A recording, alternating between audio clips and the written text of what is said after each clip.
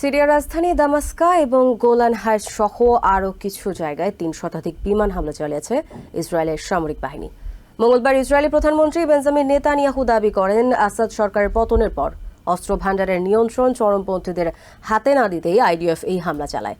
মধ্যপ্রাচ্য বিশ্লেষক এহুদ ইয়ারি বলেছেন, সিরিয়ার বাফার জোন নিয়ন্ত্রণে এনে ইসরায়েল তার কৌশলগত অঞ্চল বাড়াতে চায়।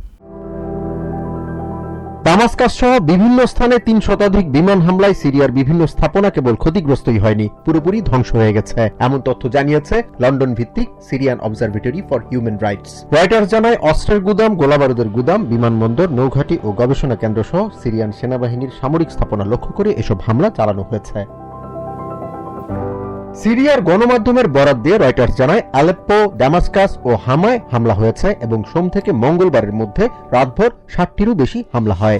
এদিকে ইসরায়েলের প্রধানমন্ত্রী বেঞ্জামিন নেতানিয়াহুর দাবি, আসাদ সরকারের পতনের পর অস্ত্র ভান্ডারের নিয়ন্ত্রণ যাতে চরমপন্থীদের হাতে চলে না যায়, সেজন্যই এ পদক্ষেপ নিয়েছে তারা।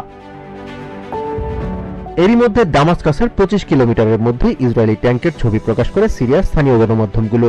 এদিকে দামাস্কাসের দক্ষিণ পূর্ব এলাকার গোলান হাইটসের বাফার জোনে ইসরায়েলি বাহিনীর অবস্থানকে সাময়িক বলে জানিয়েছেন দেশটির পররাষ্ট্রমন্ত্রী গিদন সার।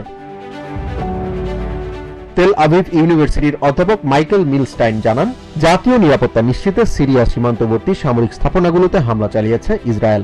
তিনি বলেন, লিবিয়া ও ইরাকে উগ্রপন্থীদের উত্থানের অভিজ্ঞতা থেকেই এ ধরনের অবস্থান নিয়েছে তেল আভিভ। মধ্যপ্রাচ্য বিশ্লেষক এহুদ ইয়ারি জানান, আসাদ সরকারের পতনের মাধ্যমে সিরিয়া সহ পুরো অঞ্চলে বড় ধরনের রাজনৈতিক পরিবর্তন এসেছে। স্বৈরশাসক আসাদ সরকারের পতনের মধ্য দিয়ে দামাস্কাসে বড় ধরনের সুযোগ তৈরি হয়েছে ঠিকই, তবে এতে উগ্রপন্থীদের উত্থানের আশঙ্কাও আছে বলে জানান তিনি। Jahan Mithun, TVN 24 news desk. New York থেকে সম্প্রচারিত টিভিএন 24 টেলিভিশন বিশ্বজুড়ে বাঙালির কণ্ঠস্বর।